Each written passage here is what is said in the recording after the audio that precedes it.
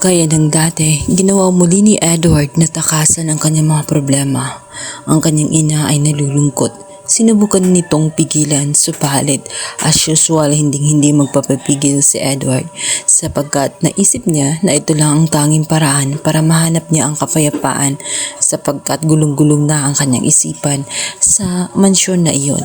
Si Ashley ay ginawa ang lahat para pigilan ang kanyang ama sapagkat ayaw nito na umalis ng bahay. Malulungkot siya, subalit wala na siyang magagawa kahit nakausapin pa nga ni Ashley ang kanyang tita na ito nga si Marge. Napigilan ng kanyang ama. Ganon din si Marge. Wala siyang magagawa sa kagustuhan nga nitong si Edward na lisanin ang mansyon para hanapin ang kapayapaan. Sa kabilang banda, abalang-abala naman itong si Marge at itong si Paolo kung paano hanapin ang magiging donor nga nitong si Jasmine. Gusto nilang mabuhay ng matagal itong si Jasmine. Subalit nabigo sila nang subukan ngang itest ang kanilang mga dugo kung pwede silang mag-donor ay hindi sila tugma.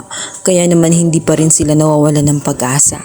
Ayon kay Marge, kahit na isa-isahin nga lahat ng kalahingan ni Paolo nang sa ganoon makahanap ng solusyon sa kanilang malaking problema pagdating kay Jazz. Nais kasi niyang mangyari ay magpa-test ang lahat ng Toricampo nang sa ganoon makakita kung sino ang posibleng mag-match dito kay Jasmine. Kaya naman isang dinner ay dito mapapag-usapan ang tungkol sa kalagayan ng kanilang anak.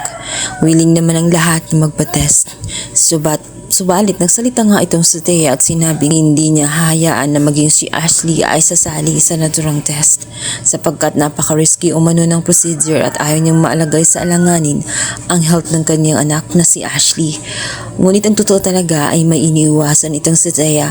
Ayaw niya kasi na mabunyag ang katotohanan na sila ay magkapatid. Kaya naman sa pagkakataong yun ay nauunawaan naman itong si Marge ang kalagayan pagdating kay Ashley.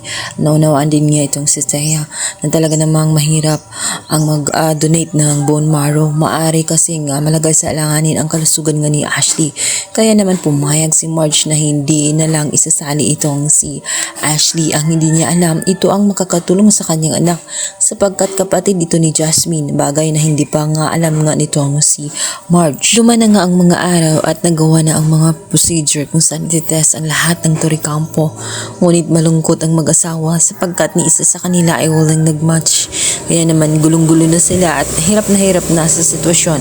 Habang tumatagal kasi ay lumalala ang kondisyon nga nitong si Jasmine.